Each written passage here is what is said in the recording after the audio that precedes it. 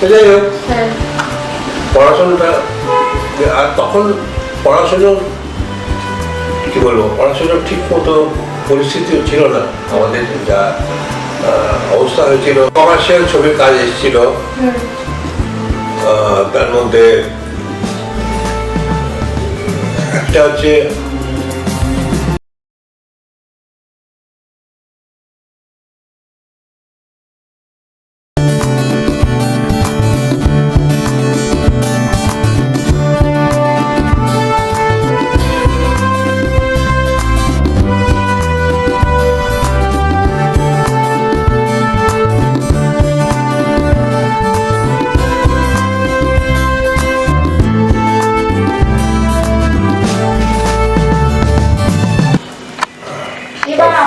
Personal লাইফে আসুন, বাবার নাটকের দলটা শেষ পর্যন্ত কি হলো?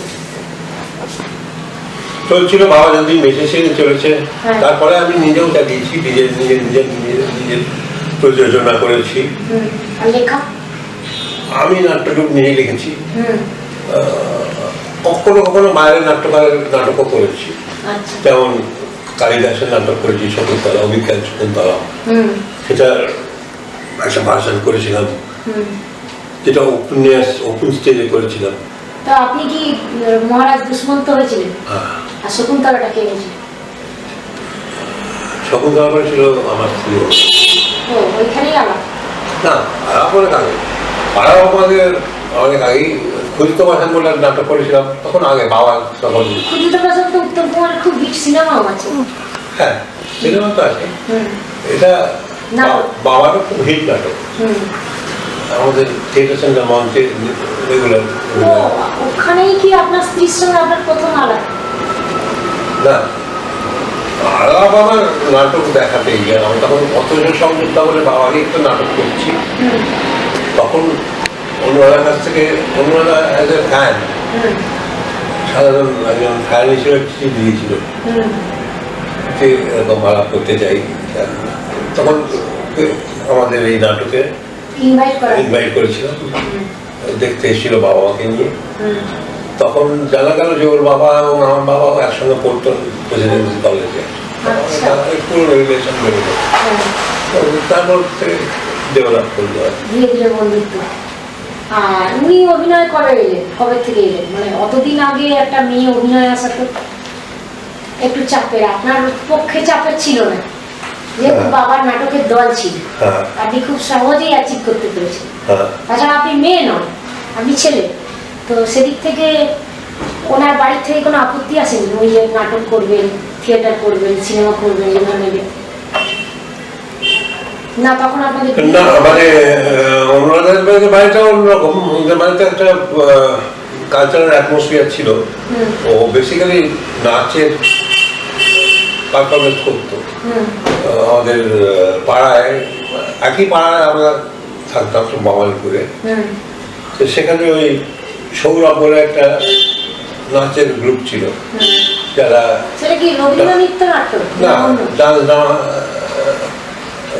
মেনলি রাম সীতা এসবের উপর, আমার রামায়ণের উপর বেশ করে এক একটা খণ্ড নিয়ে করতো। সেই থেকে ও নাটকে আসা, যখন নাচতো, নাচের পারফরমেন্স করতো, সেই থেকে নাটকে আসতে ওর অসুবিধা হলো। ও ক্ষুদিত পাষাণেও যেটা দিয়ে ওর নাটক শুরু, সেটা নাচের মাধ্যমে। ওখানে নায়িকা ছিলেন অনুরাধা ম্যাডাম, আর নায়ক ছিলেন আপনি। কোথায়? ওই ক্ষুদিত পাষাণে নায়িকা বলতে, নায়িকা তো ঠিক সেরকম না, নায়িকা তো হ্যালুসিনেশন। দেখেন, মানে ভাবতো আসলে ছিল ভূত, কিন্তু নায়ক যে আপনি পরিচিত করিতে বলেন, যে লোকটা, সে তো আমি মানে বলতো, মানে নিজে অনুভব করতো ওই মেয়েটা মানে এই করছে, এখানে কৃতদাসী হয়ে এসছে, দাসীর হাটে বিক্রি করছে, সব তো নিজের কল্পনা অনুযায়ী এটা তৈরি করেছে। তো এটাকে নাটক করে ফুটিয়ে তোলা তো যথেষ্ট টাফ। হ্যাঁ, নাট্যরূপটা বাবার করা, এবং খুবই সাকসেসফুল হয়েছিল, জনপ্রিয় হয়েছিল, সাকসেসফুল হয়েছিল। আমরা এটা কতগুলো রজনী চলেছিল? রজনী হিসেবে বলতে পারবো না, বহু হয়েছিল, এবং শুধু কলকাতা না, কলকাতার বাইরে, বাইরে কি আপনারা ডাক পেতেন? দিল্লি, বম্বে, মাদ্রাস। তো যখন অত জায়গায় যেতেন তখন তো ওটা প্রফেশনাল ছিল। হ্যাঁ, প্রফেশনালি বলা যেতে পারে, তবে সেমি প্রফেশনাল। আমরা টাকা পেতাম তার জন্য, নিশ্চয়ই টাকা পেতাম, তবে অ্যামেচার গ্রুপ হিসেবে অ্যামেচার ছিল। তারপরেতে এই কলকাতা দূরদর্শনের এই যে সিরিয়াল কালচার, ঘরে ঘরে বা ধীরে ধীরে মেগা সিরিয়াল, এইগুলোতে ছোট ছোট সিরিয়াল থেকে এইগুলোতে কিভাবে ইনভলভ হলো? ওই নিউজ রিডিং থেকে সবার সঙ্গে তো পরিচয় হয়ে গেছে। আর কি উল্লেখযোগ্য নাটক বা সিনেমা? তারপরে নাটক তখন দূরদর্শন যখন হলো, নাটক বিভাগ তৈরি করা, সেখানে নাটক করানো হতো। আমাদের দল ডাক পেত আকাশবাণীতেও, দূরদর্শনেও, যে সব প্রোডাকশনগুলো আমরা করতাম সেগুলো ওখানে করা হতো, এবং পার্ট বাই পার্ট করে করে। বড় নাটক আছে 3 ঘন্টা, সেটা আধ ঘন্টা করে বা 20 মিনিট করে করে দেখি, 10টা পার্টে দেখানো হবে এরকম। সেরকম অনেকগুলো করেছি। তারপর সেই করতে করতে ওদের প্রোডাকশনের মধ্যে ইনভলভ হয়ে যায়, এবং তারপর যখন আমি অন্যান্য লোকেদের সঙ্গে কাজ করি, যেমন আমি তো তারপর যাত্রাও করেছিলাম কিছুদিন। ও যাত্রাও করেছেন? তো যাত্রার ডাকটা কিভাবে এলো? না আপনারই ইচ্ছে হলো যে সব তো দেখাবে, যাত্রাটা এখন হয় ওটা করে দেখি, এইরকম কিছু কি? না কেউ মানে ডাক পেয়েছিলেন কোনো? ওই কথা বলছিলাম, শ্যামল সেন, হ্যাঁ, উনি তখন কৌশিক সেনের বাবা। উনি তখন কি বলে আর্য অপেরায় ডিরেক্টর ছিলেন। আচ্ছা, যে বছর আমি যাবো সেই বছরই ওনার স্ট্রোক হলো, উনি রেজিস্টার করলেন। উনি আমাকে প্রাথমিক কথাবার্তা বলিয়ে দিয়েছিলেন।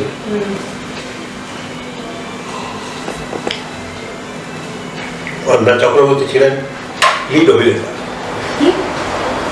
প্রধান চরিত্রে অভিনেতা পান্না চক্রবর্তী। উনি যখন অসুস্থ হয়ে পড়লেন, পান্নাদা যাত্রালয়ের মালিক গোরাচাঁদ রায়, সে বললো যে পান্নাদা একটু কথা বলবেন। তা পান্নাবাবু আমাকে ডাকলেন, ডেকে বললেন তুমি করবে? যখন বলছি করো, শ্যামল অসুস্থ হয়ে পড়েছে, কি করা যাবে, তুমি করো, আমরা তো আছি, আমরা করি, চালিয়ে নেবো তোমাকে,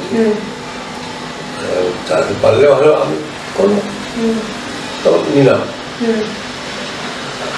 ওরকম পান্না চক্রবর্তীর মতো একজন যাত্রার ভেটারেন অ্যাক্টরের সঙ্গে অভিনয় করার সুযোগ পাওয়াও কঠিন, ওনার ভালোবাসা পাওয়াও কঠিন।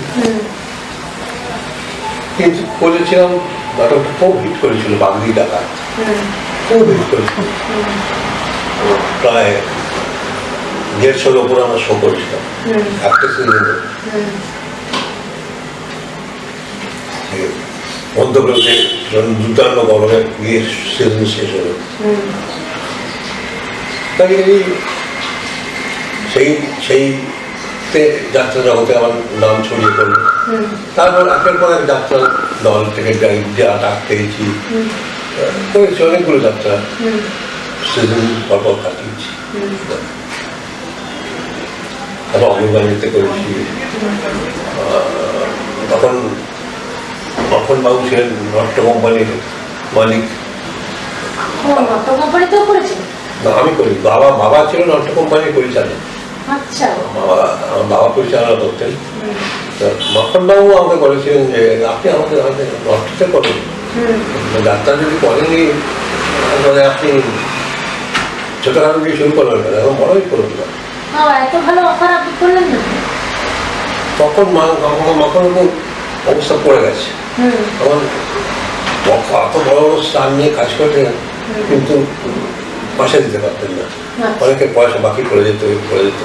এসব নানা কারণ খবর শুনে আমি আর উৎসাহ পেলাম না। সেই তবে অনেকগুলো দলে করেছি যাত্রা কয়েকটা যাত্রার নাম বলুন, মানে বেশ বিখ্যাত বিখ্যাত যাত্রা, ভালো অনেক চলেছে, আপনি লিড ক্যারেক্টার করেছেন সেরকম কয়েকটা বলুন। বা ভালো চরিত্র করেছেন। মনে থাকে না, নামগুলো সব ভুলে যাই। যাত্রার নাম তো একটু লম্বা চওড়া হয় দর্শকদের আকৃষ্ট করে দিল। তবে কি ব্যাপারটা মানে থিয়েটার হচ্ছে বিদেশি কালচার থেকে এসছে, যাত্রাটা একদম ভারতীয়। যদিও এখনকার প্রজন্ম যাত্রা কি জিনিস ভালোভাবে হয়তো জানেই না, আমরা হয় না। আর হলেও যত না যাত্রা তার থেকে বেশি ওই মুম্বা দাদা কাউকে আর্টিস্ট করে যদি আনে, হ্যাঁ, তখন তাকে দেখার জন্য ভিড় করে লোকে, যাত্রা দেখার জন্য না। এটাই হয়, সেটাই যাত্রার পতনের মূল কারণ হয়ে গেল। যখন পাড়া করে আর্টিস্টটার নাম বেড়ে গেল আর যাত্রার কোয়ালিটিটা পড়ে গেল, তখন মুছে গেল। আচ্ছা, যাতে গলায় তো গাইতে হয়, তো আপনি ধরুন ভালো চরিত্র যদি রোল করেন, তো সেরকম তার পাশাপাশি গানটা নিজে গাইতে পারতেন? গাইতেন না? তো আপনার গলার ভয়েস তো নিউজ রিডিং এ যথেষ্ট ভালো, তো গান করলে তো আপনার গলা দিয়ে সুন্দর আওয়াজই বেরোবে। আপনি চেষ্টা করেন? চেষ্টা করি আমি, সেই ভরসাটা দরকার, স্কেল টেলে করতে পারবো কিনা, উল্টোপাল্টা হয়ে যাবে কিনা। ওই হয় এরকম বাথরুম সিঙ্গিংও কখনো করেনি? চান করতে গিয়ে করেছি, নাটকে গানগুলো গেয়েছি কখনো কখনো দরকার পড়েছি বলে, কিন্তু যাত্রায় অতগুলো ক্রাউডের মধ্যে গান করার মতো জোর পাই। বুঝলাম। ইতিমধ্যে আবার নতুন কাজের মধ্যে এলো সুযোগ হলিউড থেকে সিটি অফ জয়, কলকাতায় সিটি অফ জয়তে এর পরিচালক রোনাল্ড জোফে। আচ্ছা, প্রডিউসার প্রডিউসার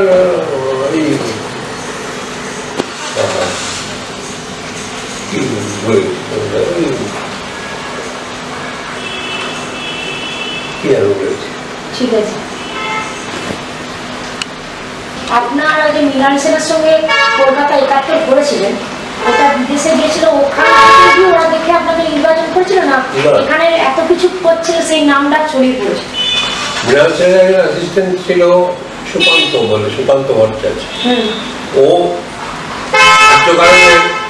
ওই সিটি অফ জয়ের কাস্টিং ডিপার্টমেন্টে ছিল আর কি। ও আমাকে বুঝলাম, মানে একটা লিঙ্ক থেকে আরেকটা লিঙ্কে। তার মানে হলিউডে ওই সিনেমা দেখার আমন্ত্রণ পেয়েছিলেন, যেমন মৃণাল সেনের এই কলকাতা ৭১-এর জন্য আপনি ভেনিসে গেছিলেন? না, আমন্ত্রণটা একটু অন্যরকম। শুটিং সিটি অফ জয়টা কলকাতায় হয়েছিল, আনন্দ পালিত রোডে, পাকসার কাছে আমাদের শুটিং চলছিল। আচ্ছা, গল্প কি ভারতীয় এর উপর নিয়ে? সিটি অফ জয় কলকাতার উপর নিয়ে, কলকাতাকে নিয়ে, যে একজন রিক্সাওয়ালা এখানে এসে তার জীবন শুরু করছে, তার স্ট্রাগল অফ লাইফ। আচ্ছা, সেটাই ওর সিটি অফ জয় বিষয়বস্তু। ওই রিক্সাওয়ালা চরিত্রটা কে করেছিল? ওটা ওমপুরি। ওটা ওমপুরি না?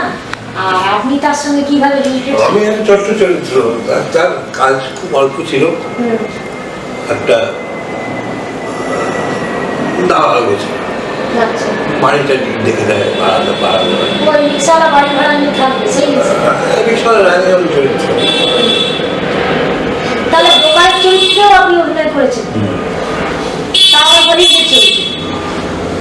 তখন সেখানে যখন করছি, তখন সিপিএম থেকে আপত্তি হলো যে এটা আমাদের দেশকে ছোট করে দেখানো হচ্ছে, ইন্ডিয়াকে এইসব শুটিং আদায় করতে দেবো না বলে বিরাট বিক্ষোভ। এত গোলমাল শুরু হলো, সেখানে শুটিং করাই গেল না। তারপর সিটি অফ জয়ের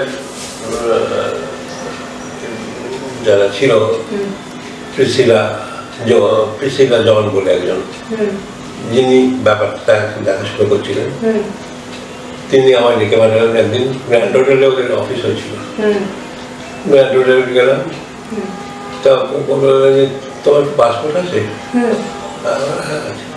বললো তুমি কি যেতে পারবে লন্ডনে একটু শুটিং, শুটিংটা করতে পারো না কলকাতায়, ইন্ডিয়ায় করা যাবে না, তোমার যদি পাসপোর্ট থাকে আমরা ব্যবস্থা করে দিচ্ছি। বাহ, এবার শুটিং করতে বিদেশে? পাইনুল স্টুডিও, পাইনুল লন্ডনের বিখ্যাত স্টুডিও, সেখানে শুটিং করতে গেলাম। আরে ইন্দ্রপুরি থেকে পাইনুল সব জায়গায় সুযোগ হয়ে গেছিল।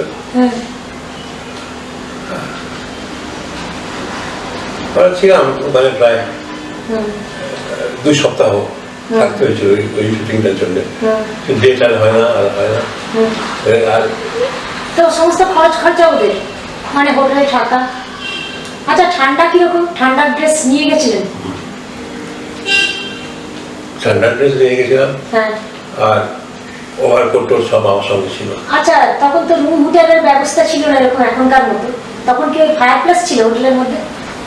রুম হিটার ছিল। ওরা তো বড় হোটেল ব্যবস্থা করতো, ছোটখাটো হোটেল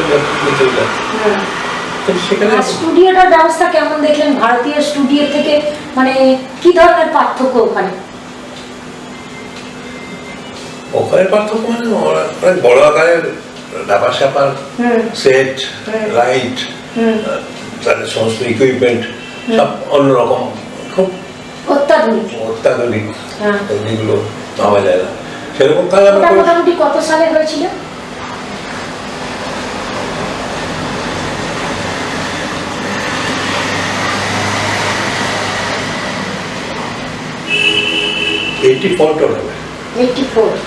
তো আপনি এ ধরনের রিকোয়েস্ট কোনদিন কাউকে করেননি যে এই চরিত্রটা দিচ্ছে আমাকে দোকানের চরিত্র না দিয়ে আর একটু বড় ভালো কোনো চরিত্র দাও? মানে আপনি তো যথেষ্ট বড় মাপের অভিনেতা। আপনি ধরুন সত্যজিৎ রায় থেকে মৃণাল সেন, তরুণ মজুমদার থেকে তপন সিংহ, সবাই এতে কাজ করেছে।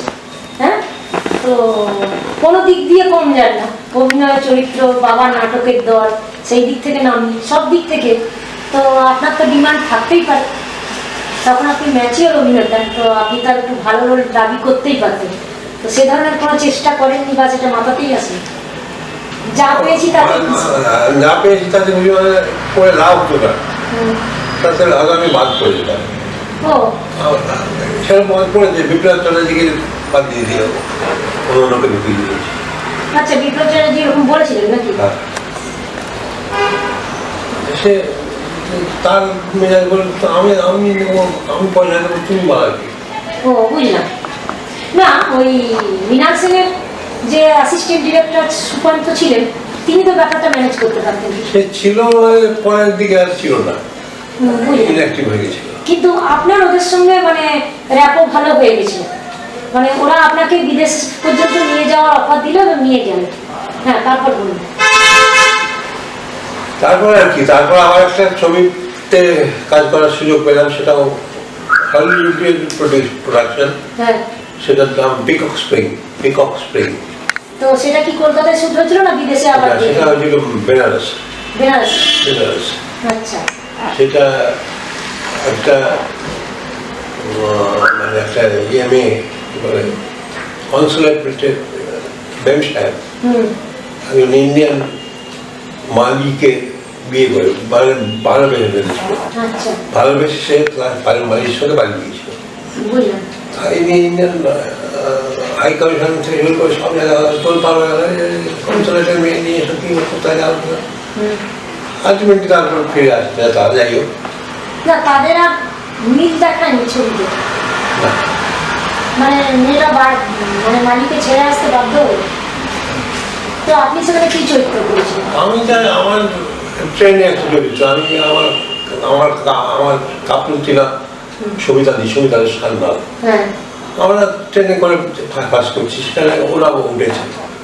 সেখানে ওদের সঙ্গে আলাপ চাইতে বুঝলাম কথাবার্তা। তো ওই মেয়েটা কি ইংরাজিতেই বলবে না ভাঙা ভাঙা বাংলায়? ইংরেজি। আচ্ছা, মেয়েটার চরিত্রে কে অভিনয় করেছিল? ওটা কি হলিউড আর্টিস্ট? হ্যাঁ মানে মেয়েটি ডিরেক্টরের মেয়ে। ও ডিরেক্টরের মেয়ে। তাহলে আমাদের দেশে এরকম যে আছে ডিরেক্টরের মেয়ে বা বান্ধবী হিরোইন হবে, এটা শুধু না, এটা সব জায়গাতেই আছে। হ্যাঁ, ডিরেক্টরের নাম কি ছিল বলে দিচ্ছি। আর প্রডিউসারও মনে নেই। তো এখানে যে এটাতে বেনারসেই ইয়ে না আপনাদের ফেস্টিভ্যালে নিমন্ত্রণ এসেছিল, ইনভিটেশন এসেছিল? না ফেস্টিভ্যালে নিমন্ত্রণ আসেনি, বেনারসেও শুটিং হয়নি, শুটিংটা হয়েছিল ট্রেনের মধ্যে।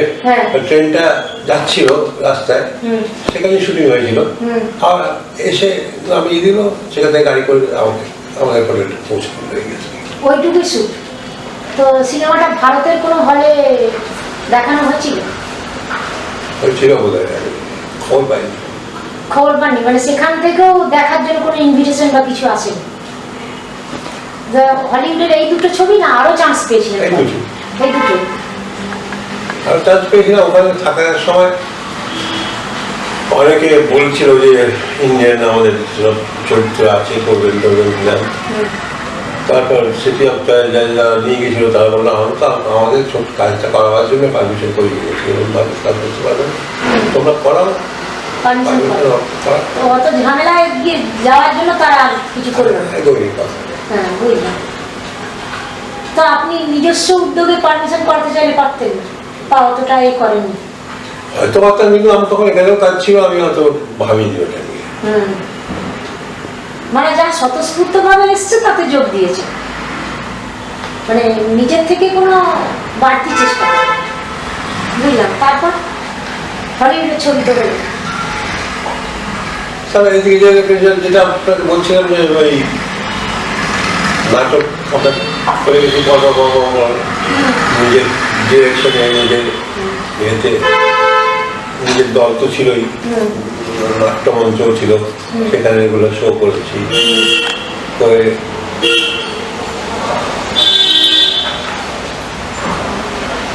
দিন চালাতে পেরে চালিয়েছি।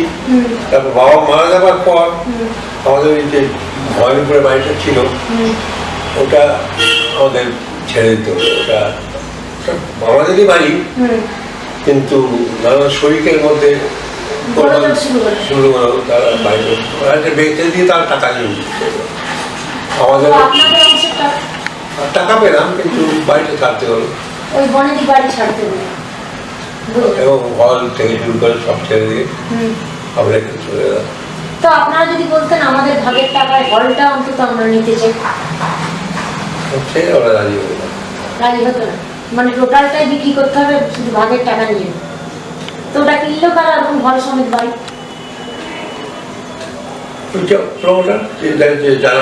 তো সেখানে ফ্ল্যাট হয়েছে, ভবানীপুরের ফ্ল্যাটের তো অনেক দাম, কোটি কোটি ওখানে ফ্ল্যাট পেয়েছে। পেয়েছে? তো ওখানে থাকেন না কেন? সেখানে ওভাবে নিজেদের বাড়িতে থেকেছি, নিজের বাড়ি নিজে করেছি। ও সেই জন্য। বুঝলাম। তাহলে ওই হলটা চলে যাওয়ার পর কি আপনি নাটকের দলটা বন্ধ করতে বাধ্য হলেন? বুঝলাম না বন্ধ করার কারণ। তারপর অনেকদিন কাজ করা হয়েছে, আস্তে আস্তে নিজের কাজ করতে ভালো লাগে না।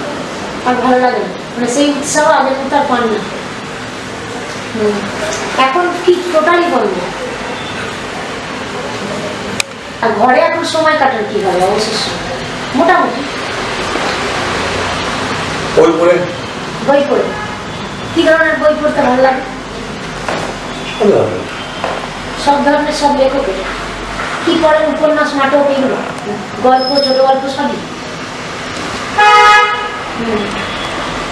তো একই গল্প কি অনেক দিনের পুরনো হয়ে গেলে আবার ঘুরিয়ে পড়েন মনে না থাকে? হ্যাঁ, ওরকম পড়েন। আচ্ছা বুঝলাম। আর টিভি দেখতে ভালো লাগে না? টিভিতে দেখার মতো খুব কম জিনিসই হয়। খবরটা ভালো লাগে, দেখি খবরটা একটু দেখি, তো দেখি হচ্ছে তো জানা দরকার। তো আপনারা যেভাবে খবর পড়তেন শুনে বুঝতে পারা যেত। এখন যে প্রচন্ড স্পিডে, প্রচন্ড জোর দিয়ে খবরটা বলে, মানে কি বলছে অর্ধেক সময় আপনি মানে মনোযোগ দিয়ে না শুনলে বুঝতেই পারবেন না কি খবর বলছে, আর বলছে একরকম, তলায় সাবটাইটেল যাচ্ছে আর একরকম। তো এটা ডিস্টারবেন্স হয় না? মানে মনে হয় না আপনাদের সময়ের খবরের থেকে অনেকটা আলাদা, বা এটা ওই রকম হলে ভালো হতো, এই ধরনের কিছু মনে হয় না কখনো? হয় কি আর করবো, যা হচ্ছে তাই মেনে নিতে হবে। আর ম্যাডাম যেগুলো, অনুরাধা ম্যাডাম যেগুলো অভিনয় করে সেগুলো দেখেন না? সিরিয়াল খুব একটা দেখি না, ভালো লাগে না। ভালো লাগে না? তো নিজে তো সিরিয়াল করেছেন, মেগা সিরিয়াল না হলো কলকাতা দূরদর্শন, তো সে সম্পর্কে তো আমাদের কিছু বললেন না। মেগা সিরিয়াল না, মেগা সিরিয়াল না, দূরদর্শন তখন ছোট ছোট সিরিয়াল মেগা হতো, তো সেটা সেগুলোতে কিভাবে? মেগাও করেছি। হ্যাঁ, এটা ওই এখন যেরকম হচ্ছে সেরকম ওই কি বলে, প্রথমটা কার পরিচালনায় করলেন, মানে কিভাবে ডাকটা পেলেন?